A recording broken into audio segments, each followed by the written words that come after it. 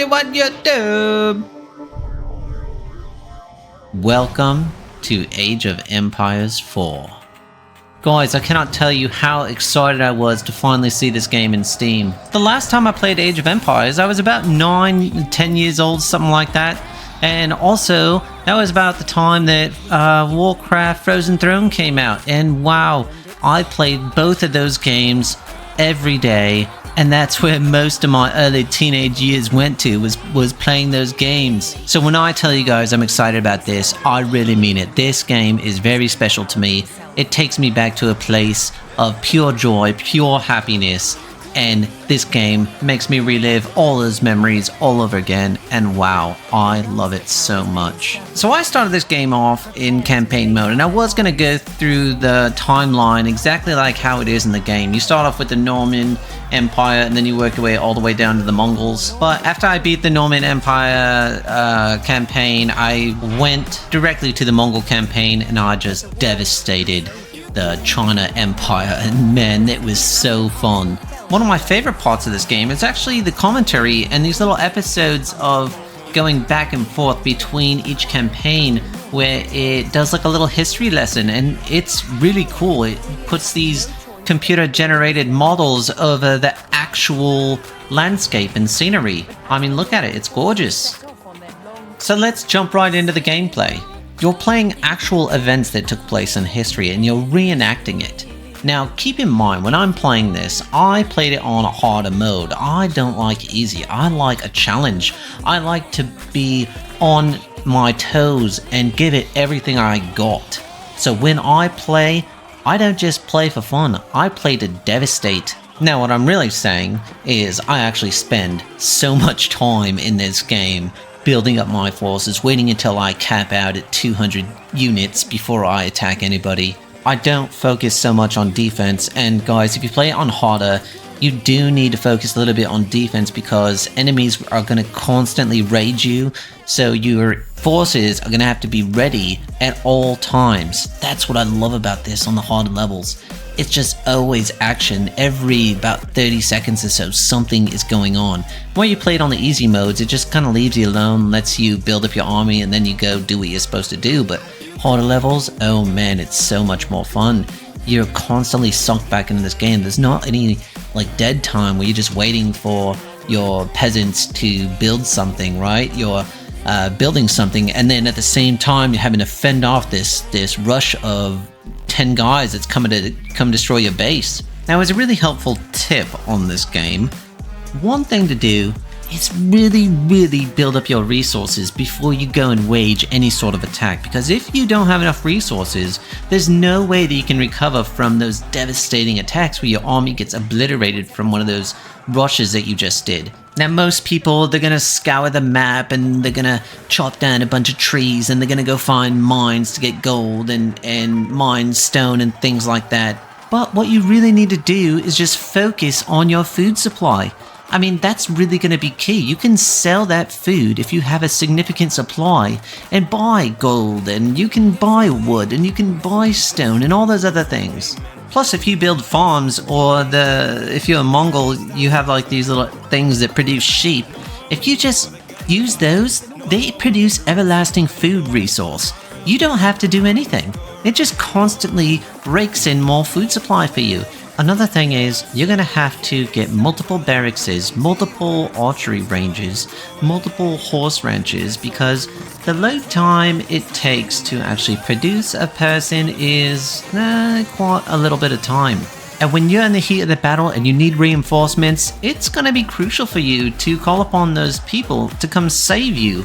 Another helpful tip is when you're charging an army straight on, it's good to use that stance that looks like an arrow. The reason for it is because watch what happens. They don't just deadlock and fight head on. What happens is the opponent actually circles around you, which eventually leads a little opening so your guys who fought in the very front actually has an opportunity to go after the archers, which is critical to winning any head-on collision battles. So it's always good to have an idea of what the strategy is going to be when attacking an opponent. You most likely want to have 2 sets of units because you can use one as like a sacrifice or like a target, and then the other group of units you can circle around and go after the archers. You always want to take out the archers or the heavy artillery or the siege weapons, you know, things like that first. It's not always easy making that decision to sacrifice your people, but in most cases it's essential to do some sort of sacrifice in order to win. Unless you're like me, of course, and where you just hoard a bunch of resources and units and then do a full-scale invasion of the opponent, which is quite fun. I mean, look at this. They have no chance in hell that they're gonna win. And it's just so satisfying to lay waste to everything that stands in your way. Okay guys, as I prepare to take on another army, building up my resources, preparing everything, I want to thank everybody for watching to this point and ask everybody to hit that like, hit that subscribe button, because what we just did, we just hit 8,000 subscribers.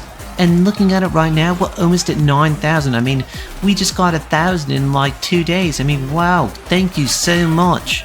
And to say thank you, I actually want to give this game away to one of our lucky fans. So hit that like, hit that subscribe, put a comment down in the comment section saying entered, and then we're going to do a drawing on July 31st where we will pick somebody and then I will gift this game to them. This is my way of saying thank you, and also this is my way of saying how much I love this game and want to share it with the world. And yes, I won't cheap out and get the original version. I'll get the deluxe version for you guys. This right now it's $60 or something like that. So thank you once again. Hit that like, hit that subscribe, and let's get back to the game. One of the things I love about this game are the graphics. I mean, this game used to be so pixelated, but even though playing it on like Windows 98, you did feel like you were actually there commanding your army. But now we got 4K, we got really intense graphics. I mean, I got a supercomputer built just to play games like this on high resolution graphics. And wow, it's so cool. You could zoom in and see all the little things happening. Of course, you don't need to have a really expensive computer to play this game. I mean, you could play it on any resolution. I'm just identifying the fact that this game looks really cool. And the landscape, it matches to what's in real life. I mean, it's so cool. It's got everything. I do think they kind of skimped out on like the catapults and stuff when they're building themselves up and reloading and things like that. I don't think they did a great job in that. But looking at the buildings when you're taking them down, I mean, chipping away at them when the health gets lower and lower, you could see pieces of the building fall off and the walls just start to crumble a little bit and things catch on fire. Like, that's a really cool aspect of this game. Now, one thing that I don't like is that my capacity caps out at 200, and I don't know if that's just the level that I'm playing on because it's on harder mode or what, but having 200 people, it's fun, but I like to have a lot of resources, as I said, and that means a lot of worker units which don't attack anything. So about 50 of my people are always going to be resource dedicated, while the other 150 are going to be army people. Now, don't get me wrong, going at an opponent with 150 people, it's gonna be quite an amazing war, but I would love to have like 200-300 people just waging war, just annihilating everything in the path. One of the things I love doing is baiting the opponents. Now, don't get me wrong, I hate it when it happens to me, but it's actually a really smart move. If you tell your people to stand in one position and then you have one guy run back and forth, little chunks of guys are going to follow you and you're just going to pick them off with your arrows, which you hold them firm because you don't want them running away. Or if you pick a fight with archers, this will happen. Now, if you want a guaranteed win, you're going to have to take the long way around and use like turrets and things like that to shoot buildings from a distance and use that baiting concept that I just showed you guys. Getting those turrets set up in the right area is sometimes challenging, but make sure you get them just close enough to where they're out of range from the archers, but close enough to hit those walls or destroy buildings. And when other new opponents do come, they're still not too close and have enough time to get a couple shots off to take them out. Now here's the thing, there's two main ways to play this game, right? There's slow and steady, and then fast and risky. And when you're playing this game online, it's always going to be fast-paced because the first person to wage war on an opponent is likely going to win that game. I mean, if you go and devastate all the things that they just built, you just ate up all the resources that they could have spent building the army. Well, you on the other hand, you did build that army and you got ahead of the game. And now that buys you more time to actually get those resources that you could have had in the beginning. So keep that in mind. But all in all, guys, I would definitely give this game 2, maybe even 3 thumbs up if that was possible. But I love this game, and anybody playing this will absolutely love it as well. Don't forget, hit that like, hit that subscribe, and I'll see you guys next time.